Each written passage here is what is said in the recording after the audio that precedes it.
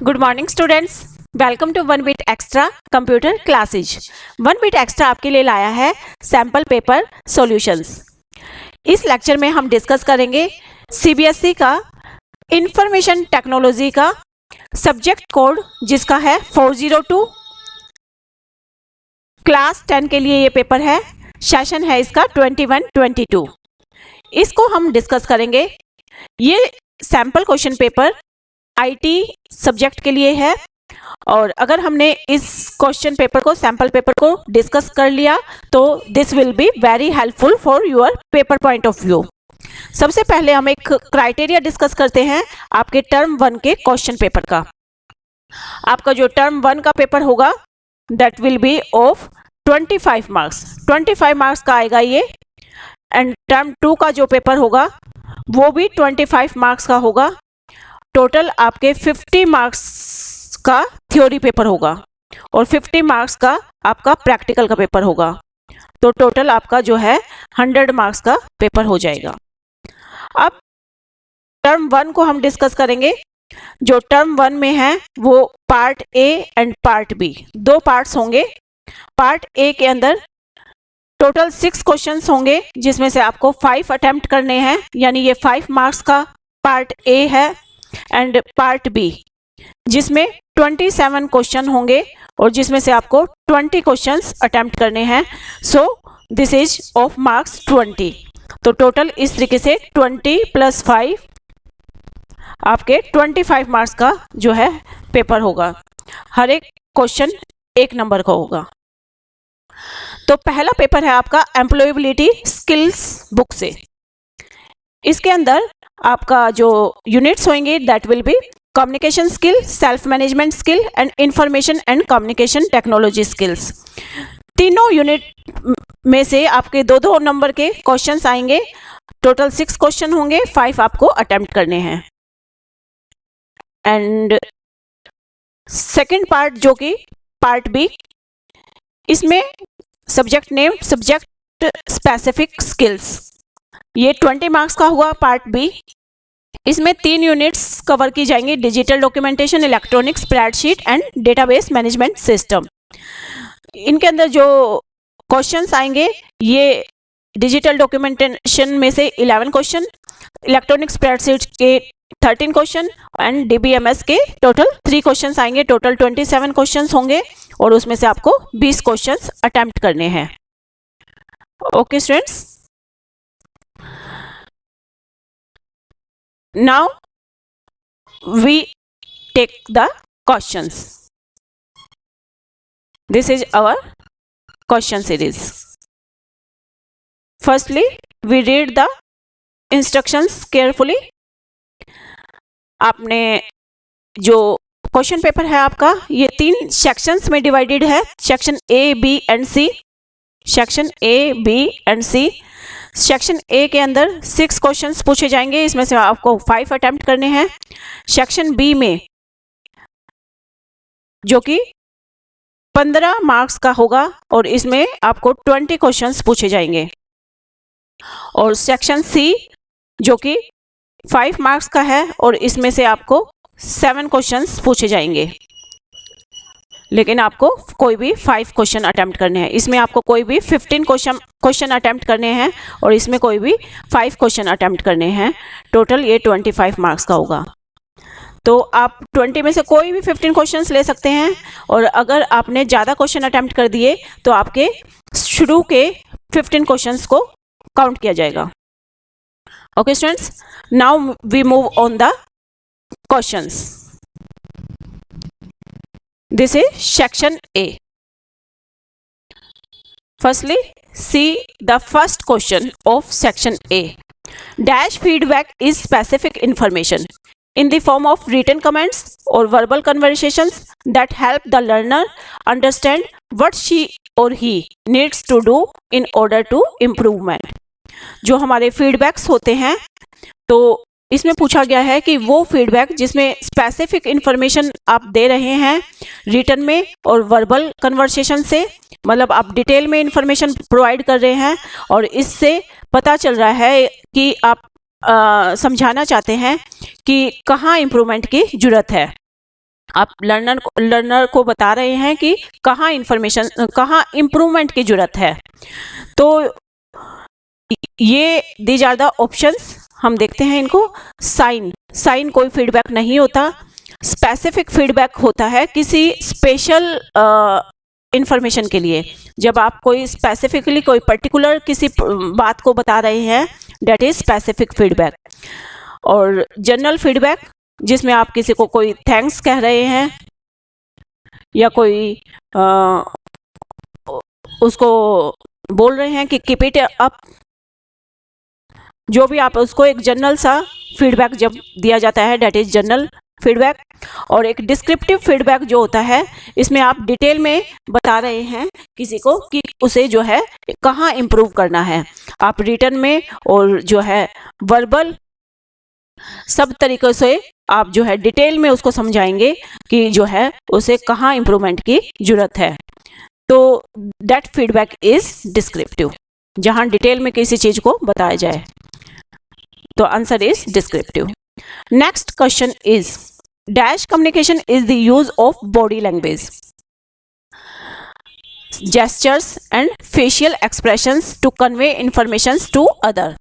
तो ऐसा कौन सा कम्युनिकेशन है जिसमें हम बॉडी लैंग्वेज का यूज करते हैं, जेस्चर्स का, अपने इशारों का, एंड फेशियल एक्सप्रेशन, या हम जो है फेस से कोई एक्सप्रेशन दे करके किसी को कोई बात समझा रहे हैं। तो ऐसा कम्युनिकेशन को क्या कहते हैं? वर्बल। क्या वर्बल होता है ये? वर्बल में तो वर्ड्स को यूज किया जाता है, जबकि यहाँ हम इशारों की बात कर रहे हैं। So this is wrong option. क्या ये रिटन है? नहीं, इसमें लिखकर कोई बात नहीं बताई जा रही। क्या ये विजुअल है? इसमें देखकर भी हम कुछ नहीं बता रहे। This is non verbal communication, जहां वर्ड्स का यूज नहीं हो रहा है और हम इशारों से जो है बात को समझा रहे हैं सामने वाले को। तो this is non verbal communication. Next question is Sonika gets up at 6 AM and goes for hobby classes. Sonika 6 AM morning में उठ जाती है और अपनी हॉबी क्लासेस में जाती है। Then she comes back home, फिर वो घर आती है एंड फिनिशेज हर होमवर्क, फिर वो अपना होमवर्क कंप्लीट करती है। Before going to school, school जाने से पहले, she does all work by herself, वो सारा का सारा काम खुद ही करती है। No one tells her to do so, कोई भी उसे बताता नहीं कि ऐसा उसे करना चाहिए। This is called self awareness, self motivation, self regulation and discipline.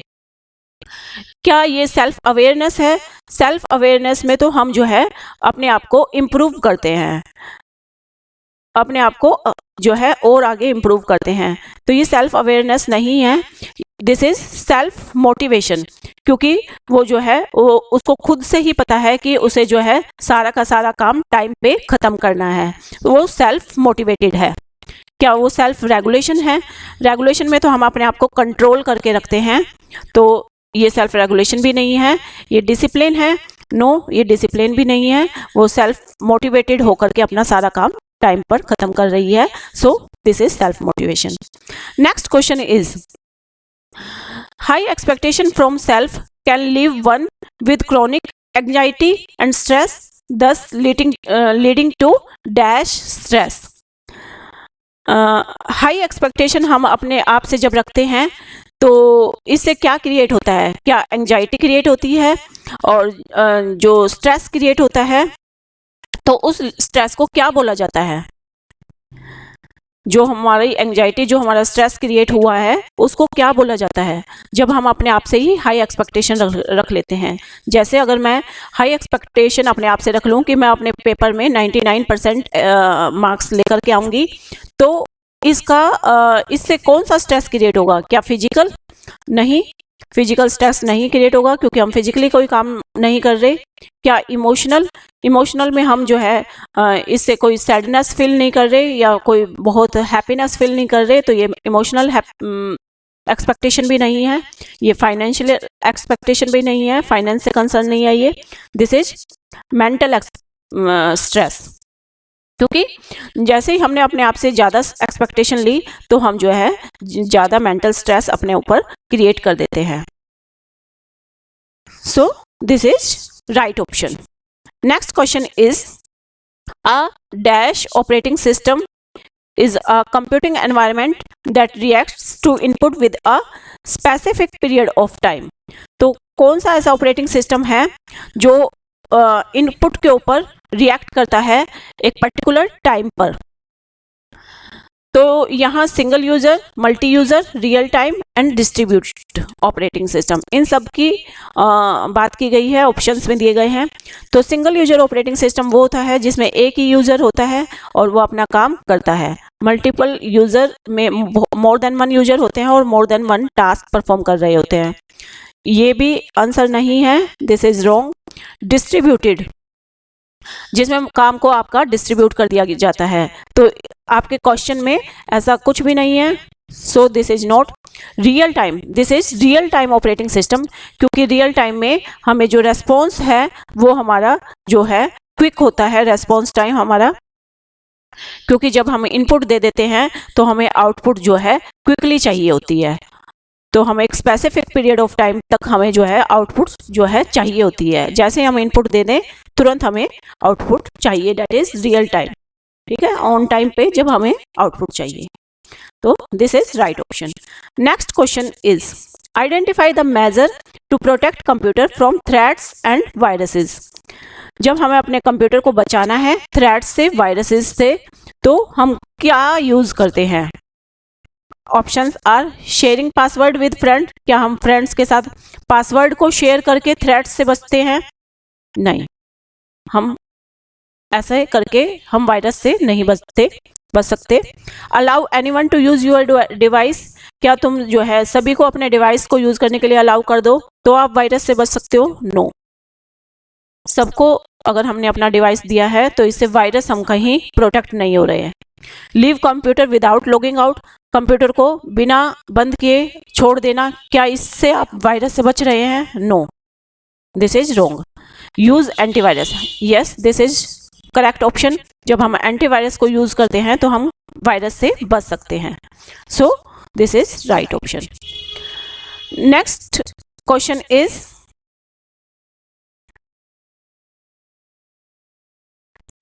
Now we are on section B.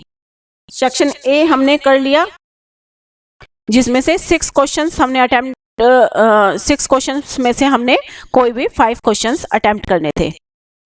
अब है सेक्शन बी, इसमें आपको कोई भी 15 क्वेश्चंस का आंसर देना है 20 क्वेश्चंस में से। So let's see the 7th question. When you apply a dash, you apply a group of formatting effects together in one single step. जब आप ये अप्लाई करते हैं तो आपको जो फॉर्मेटिंग इफेक्ट्स हैं, जो आपके इफेक्ट्स हैं, वो ग्रुप में एक सिंगल स्टेप पर ही हो जाते हैं। क्या एक सिंगल स्टेप में ही आप ग्रुप ऑफ फॉर्मेटिंग इफेक्ट्स को ले सकते हो? तो किसके हेल्प से आप ले सकते हो? Effect, no this is wrong. Template, this is no wrong, क्योंकि टेम्पलेट कोई भी ग्रुप नहीं है। फॉर्मेट तो खुद ही फॉर्मेटिंग के लिए होता है, तो ये अपना फॉर्मेटिंग एक सिंगल टाइप का फॉर्मेटिंग देगा। लेकिन हम कह रहे हैं कि अगर हमें ग्रुप ऑफ फॉर्मेटिंग इफेक्ट्स चाहिए एक सिंगल स्टेप में, तो स्टाइल जो है दिस इज राइट ऑप्शन, क्योंकि स्टाइल में जो है आप ग्रुप ऑफ इफेक्ट्स दे सकते हैं और वो भी एक सिंगल स्टेप में, वन स्टेप में हम जो है ग्रुप ऑफ इफेक्ट्स जो है ले सकते हैं। Next question is which function can not be performed through सब टोटल इन अ स्प्रेडशीट। कौन से फंक्शन को हम परफॉर्म नहीं कर सकते स्प्रेडशीट के अंदर सब टोटल के थ्रू? तो सब टोटल होता है ग्रुपिंग, और जब हम ग्रुपिंग कर देते हैं तो हम जो है ग्रुप ऑफ डेटा का सम कर सकते हैं, एवरेज भी कर सकते हैं एंड प्रोडक्ट भी कर सकते हैं ग्रुप ऑफ डेटा को का। ठीक है, डेटा के ग्रुप का हम सम भी कर सकते हैं, एवरेज कर सकते हैं, प्रोडक्ट कर सकते हैं, but percentage is not allowed in the subtotal. Okay students, percentage function subtotal में अलाउड नहीं होता स्प्रेडशीट के अंदर। Next question is in a document dash refers to the vertical और horizontal placement of a graphic in relation to the chosen another choose an anchor point.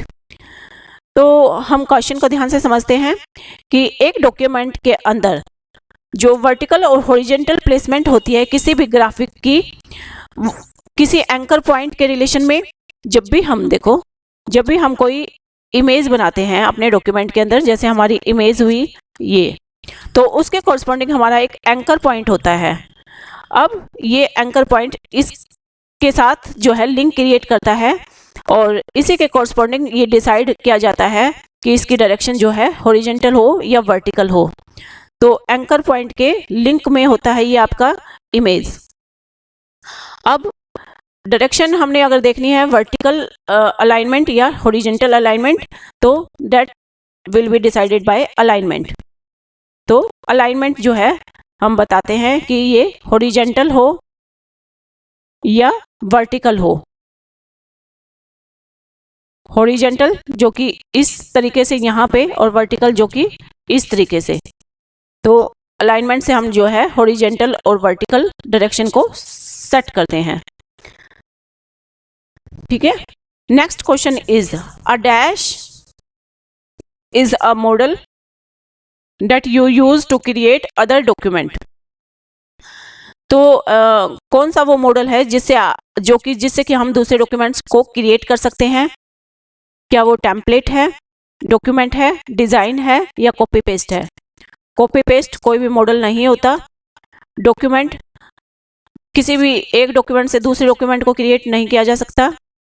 Design, क्या design से दूसरा document create होता है? नहीं, this is template. Template is right option. तो template में pre created designs होते हैं और इनकी हेल्प से जो है हम किसी भी दूसरे डॉक्यूमेंट को तैयार कर सकते हैं। This is pre created designs.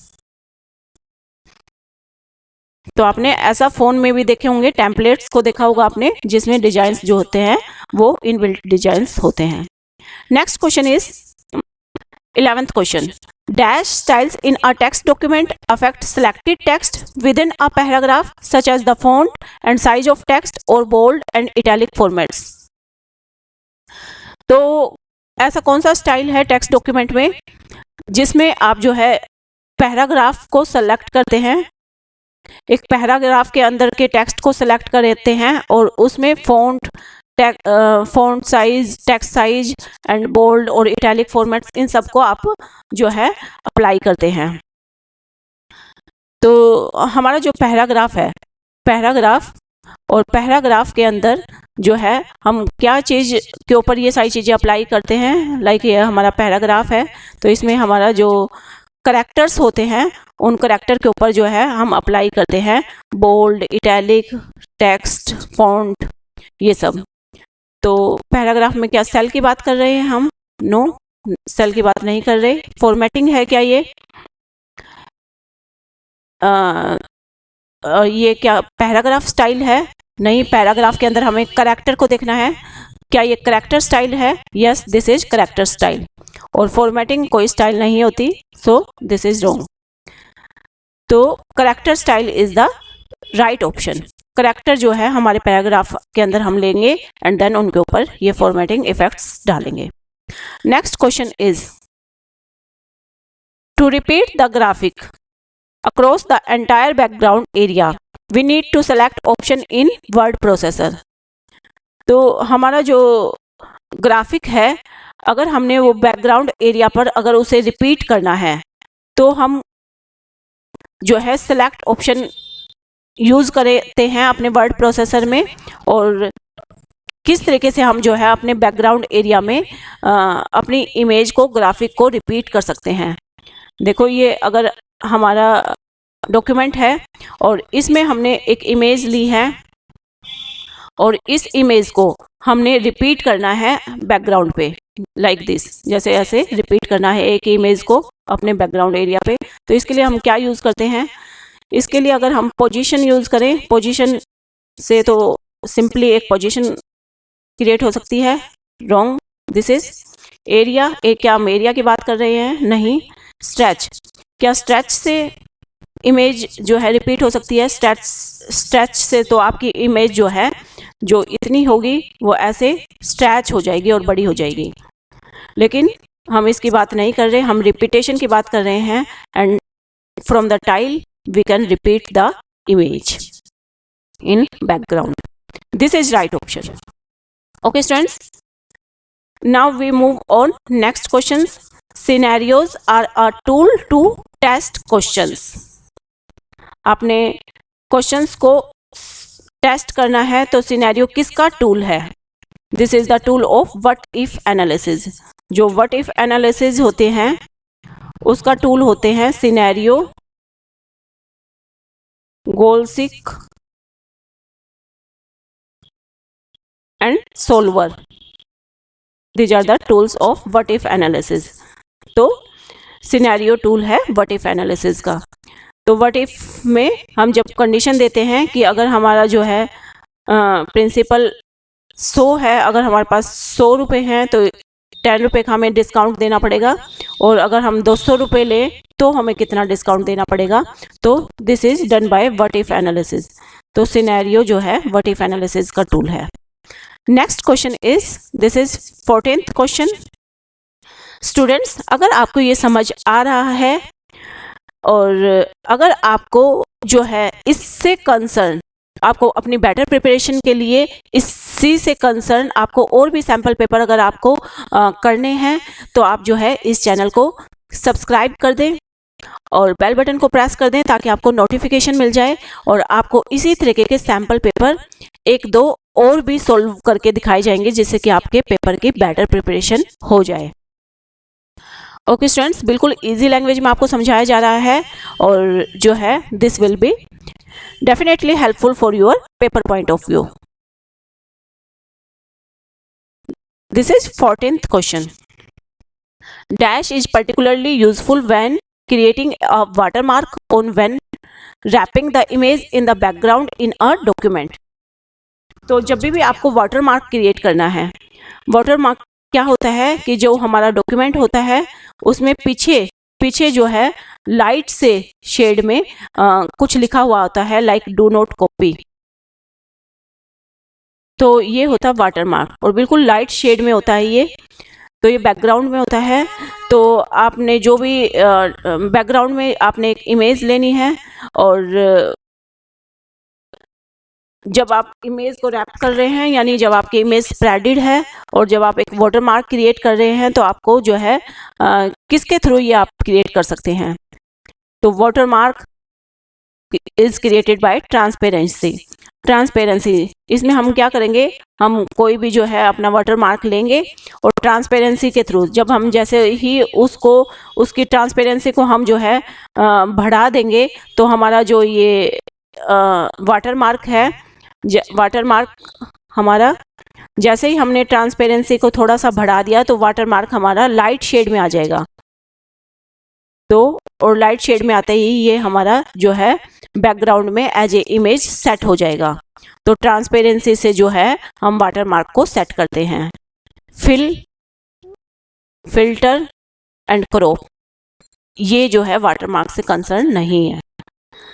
तो ट्रांसपेरेंसी का हम यूज करेंगे अपने वाटरमार्क के लिए। Next question is, let's see the 15th question. It refers to a cell और range of cell on a worksheet. Worksheet पे जब हम सेल की या रेंज ऑफ सेल की बात कर रहे हैं, and can be use to find the values और data that you want formula to calculate. तो आपको वो जो रेंज है वो एक फार्मूले में जब आपको अप्लाई करनी है उस फार्मूले को कैलकुलेट करने के लिए, तो आप जो है रेंज को कैसे देते हैं। तो जब भी हम जैसे रेंज देते हैं लाइक A1 से A10 तक, तो इस तरीके से हम सेल रेंज देते हैं, सेल रेफरेंस जिसको बोला जाता है, and this is the right option. Cell reference हम इसको कहते हैं। तो जब हम सेल की रेंज अगर हमने देनी है तो that is cell reference. Row, autosum and column, these are the not right option for cell range. Next question is, now see the 16th question. This is 16th question. Dash totals adds data arranged and in array, that is a group of cells with labels for columns and all rows. Which step 1 must should follow before using the subtotal options. तो subtotal क्या करता है, grouping करता है और उस group of data को जो है कैलकुलेट करता है। जैसे हमने जो है सम करना है किसका, एक ग्रुप का, लाइक A1 से A10 के डेटा का हमने जो है सम करना है। तो सब टोटल में हम जो है ग्रुपिंग करते हैं। तो आपने एरे के अंदर आपने डेटा को अरेंज किया है, अब आपको उसको टोटल करना है, ऐड करना है। ग्रुप ऑफ सेल्स हैं आपके पास, ठीक है। तो हम कौन सा ऑप्शन फॉलो करेंगे सब टोटलिंग करने के लिए, उनको एडिशन करने के लिए? We will use the subtotal option. This is right. Okay students, now we move on our next question.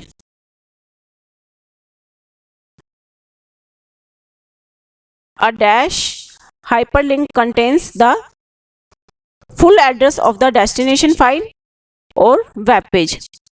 जब भी हम फुल एड्रेस की बात करते हैं तो हमने वेब पेज पे या जो हमारी डेस्टिनेशन फाइल है उस पे जाना है। तो हाइपरलिंक्स अगर हम जाना चाहते हैं तो हमारा फुल एड्रेस डेस्टिनेशन का कैसे आएगा? तो फुल एड्रेस हमेशा जो है एब्सोल्यूट एड्रेस के अंदर आता है। तो एब्सोल्यूट एड्रेस से हम जो है अपनी डेस्टिनेशन फाइल पर लिंक कर सकते हैं। और जो हाइपर लिंक होता है ये हमें लिंक क्रिएट करता है।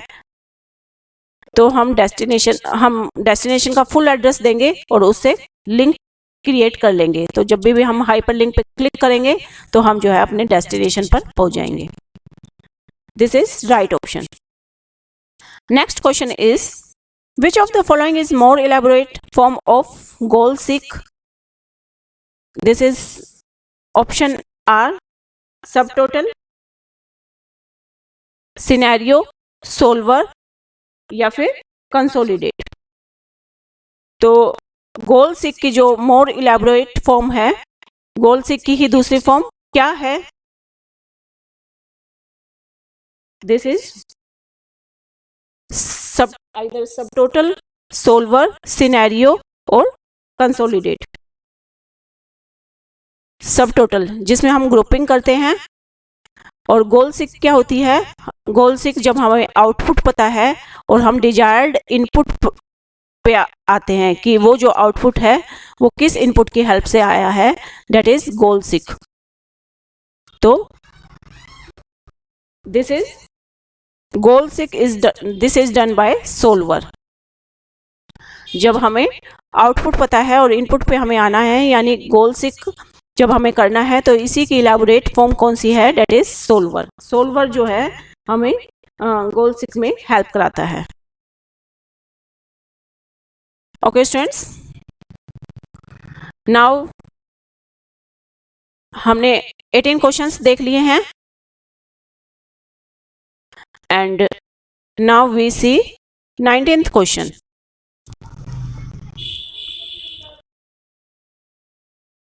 Dash means combining data in a spreadsheet from different worksheet into master worksheet। तो हमने क्या करना है, अपनी जो स्प्रेडशीट है उसमें हमारी जो डिफरेंट वर्कशीट है उनको कंबाइन करना है और एक मास्टर वर्कशीट जो है हमने बनानी है। This is called consolidating. Consolidating में हम जो है ग्रुपिंग कर देते हैं, कई वर्कशीट को हम जो है कंबाइन कर देते हैं। कंसोलिडेटिंग इज कंबाइनिंग, एडिंग, हम जो है इसमें कंबाइन कर देते हैं। तो this is right option. Hyperlink, link, filter, इनकी हम बात नहीं कर रहे हैं यहाँ। Now we move on 20th क्वेश्चन, that is an dash link will stop working only if the target is moved, while a dash link will stop working only if the start and target locations change relative to each other। तो यहाँ हम link की बात कर रहे हैं। जो link होते हैं वो दो टाइप के होते हैं। पहले हम ये देख लें, जो हमारे लिंक होते हैं वो दो लिंक होते हैं, two types, that is absolute link and relative link.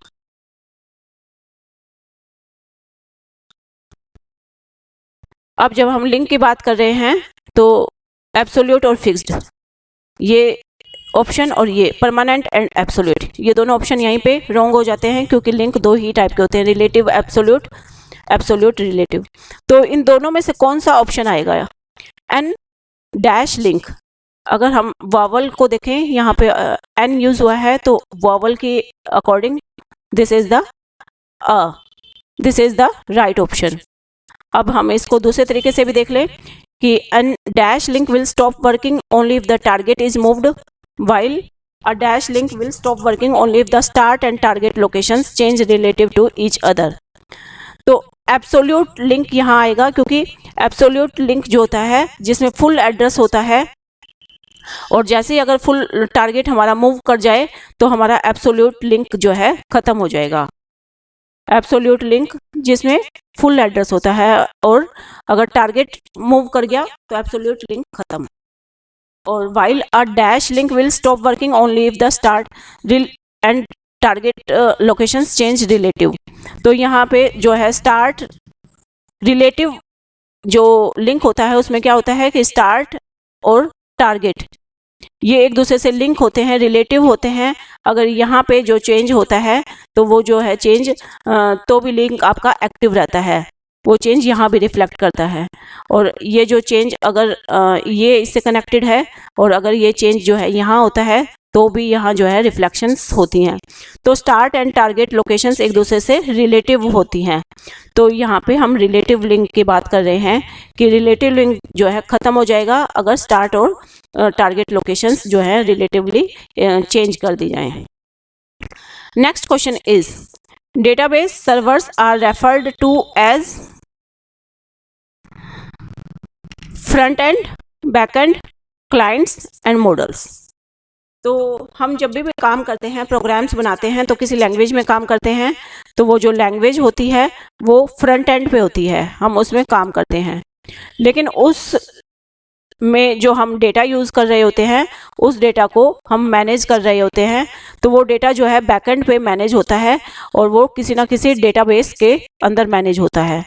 तो डेटाबेस जो होती है, डेटाबेस जो सर्वर्स होते हैं वो हमेशा बैकएंड पर काम करते हैं जिनमें डेटा को बैक पे मैनेज किया जाता है।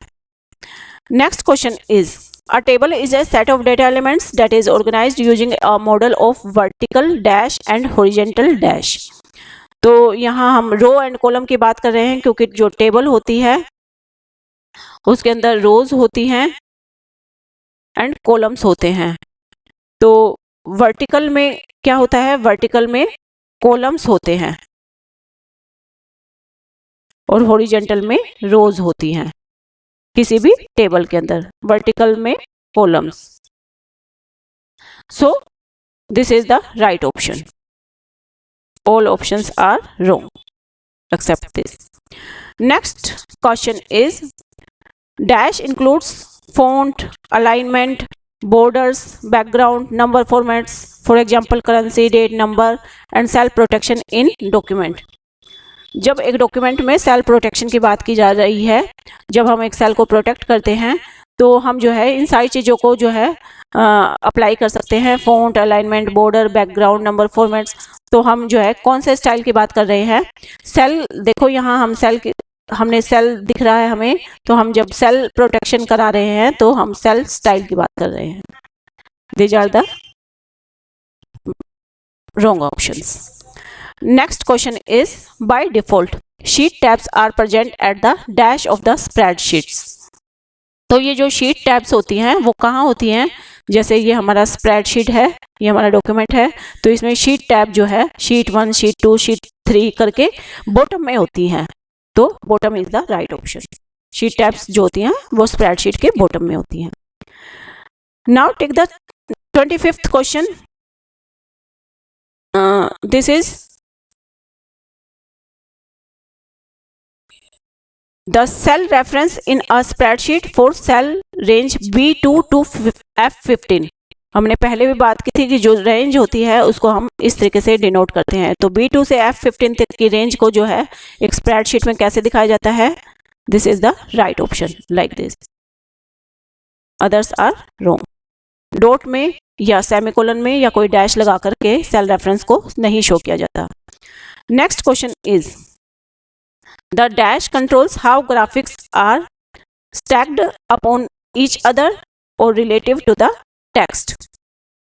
तो कौन सा कंट्रोल्स हैं जिसमें हम ग्राफिक्स को जो है स्टैक अपॉन करते हैं यानी अरेंज करते हैं, तो और रिलेटिव टू द टेक्स्ट के relatively. Stack upon means arrange करना।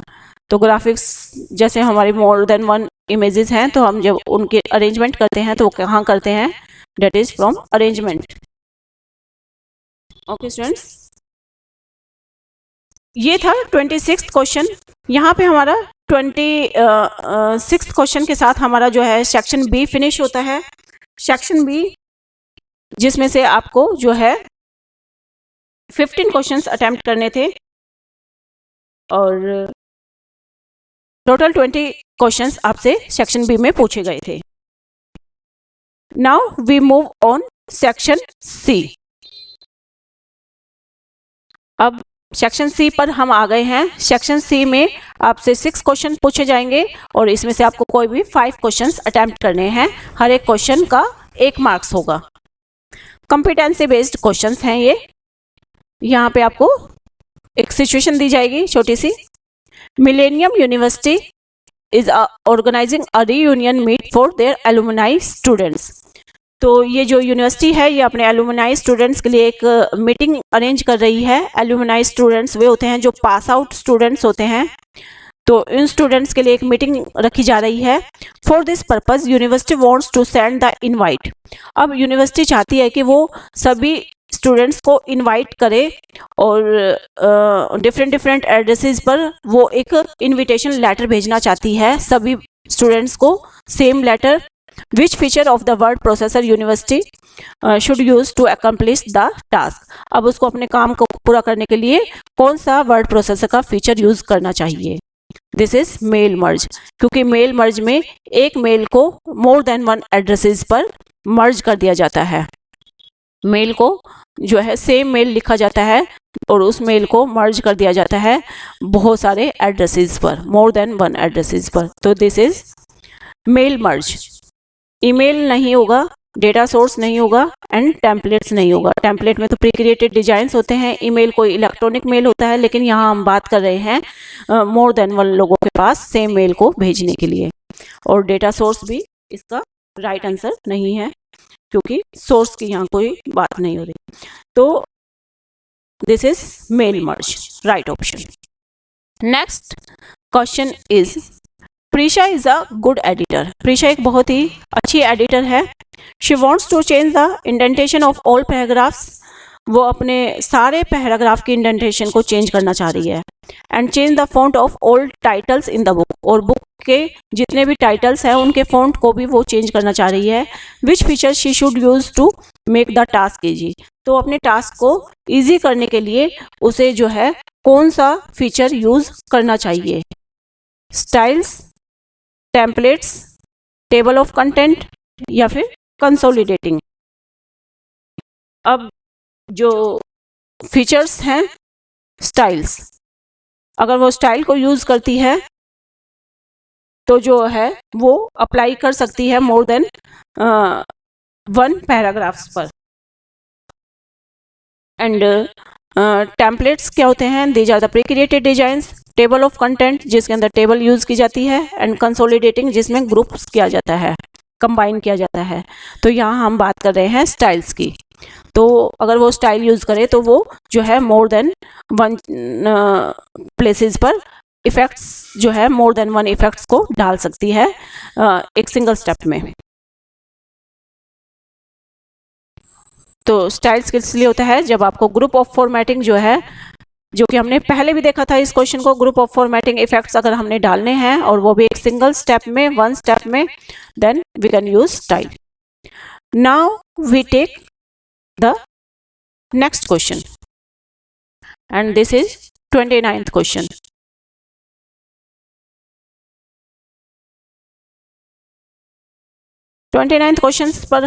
क्वेश्चन पर हम आ गए हैं सेक्शन सी के। Gaurav has inserted an image in a document. Gaurav ने एक डॉक्यूमेंट में अपनी एक इमेज इंसर्ट की है। He wants to remove the unwanted area of the image. अब वो उस इमेज के अनवांटेड एरिया को खत्म करना चाह रहा है, रिमूव करना चाह रहा है। Which option of the word processor he will use to complete the task. और इसके लिए उसको कौन सा ऑप्शन यूज करना चाहिए, that is crop.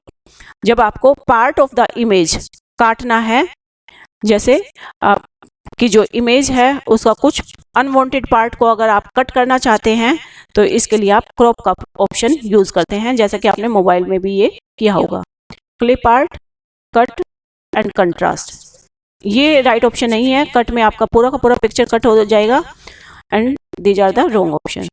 Crop is the right option. Next question is, Hema is a chartered accountant. Hema एक चार्टेड अकाउंटेंट है।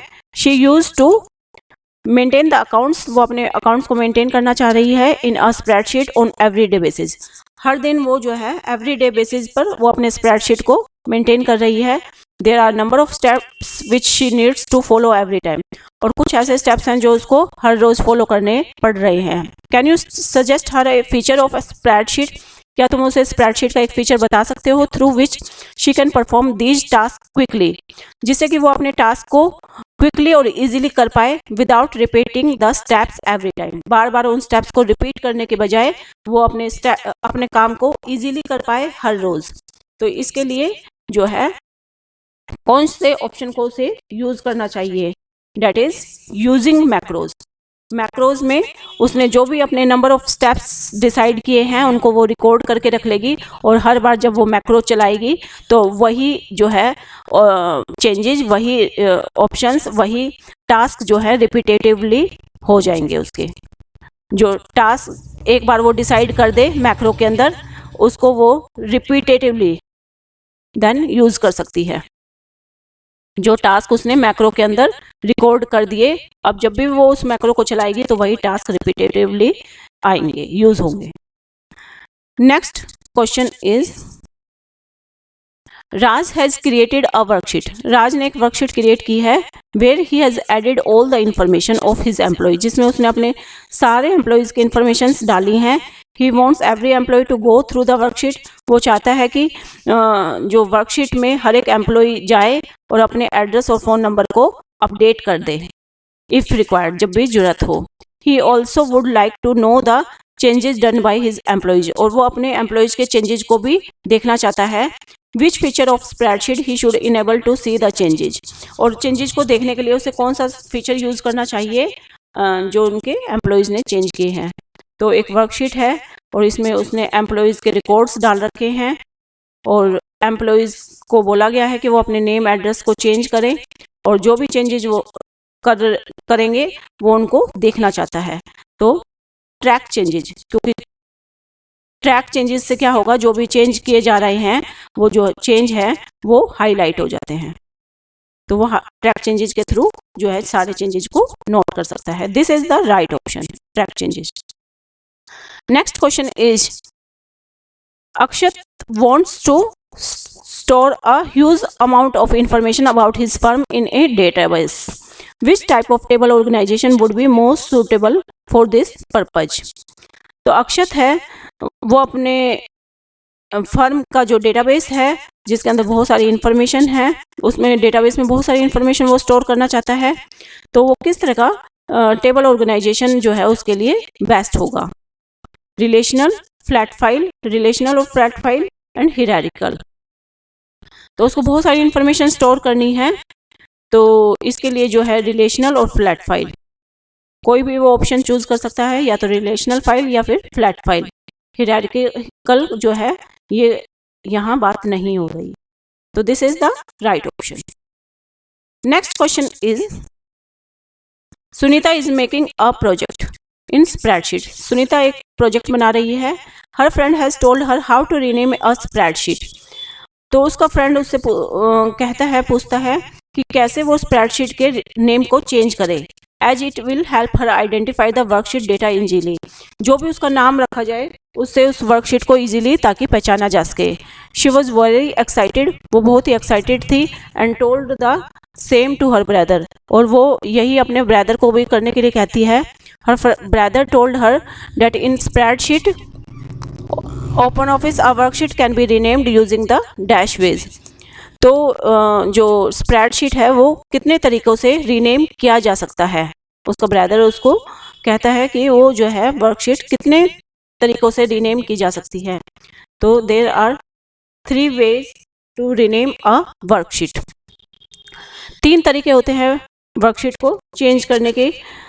सबसे पहले तो जो हमारा शीट टैब्स होते हैं, जो हमारे वर्कशीट के अंदर बॉटम में जो शीट टैब्स होते हैं, हम उस शीट टैब पे क्लिक करें और उस शीट टैब पे क्लिक करते ही जो हमारी शीट का नंबर लिखा हुआ आएगा डेट इज शीट 1, उसको जो है उसका नेम हम यहाँ से फिर चेंज कर सकते हैं। ये है पहला तरीका शीट के नेम को चेंज करने का। दूसरा तरीका है कि जब हम शीट है जो हमारी उसके ऊपर राइट क्लिक करें और उस पे जो है हम जो है रीनेम शीट का ऑप्शन चूज कर लें और शीट का नाम चेंज कर दें। शीट का नाम हम वो रख लें जो हमारे काम के अकॉर्डिंग है। तीसरा है हम फॉर्मेट मेन्यू में आए, तीसरा तरीका, और फॉर्मेट मेन्यू में हमारा जो शीट रीनेम का ऑप्शन है वो हम चूज कर लें और अपने नेम जो है शीट का चेंज कर दें। तो these are the 3 ways. Okay students, this is all about the sample paper code 402. Okay students, अगर जो ये सैम्पल पेपर है आपको अच्छे से समझ आ गया है और अगर आपको अपने पेपर की बेटर प्रिपरेशन करनी है तो इस तरीके के सैम्पल पेपर्स और भी हम जो है आपके लिए लेकर आएंगे, बिल्कुल इसी तरीके के सैम्पल पेपर। इससे आपके पेपर की प्रिपरेशन बहुत अच्छी हो जाएगी। So hope for the best, आपका पेपर बहुत अच्छा हो।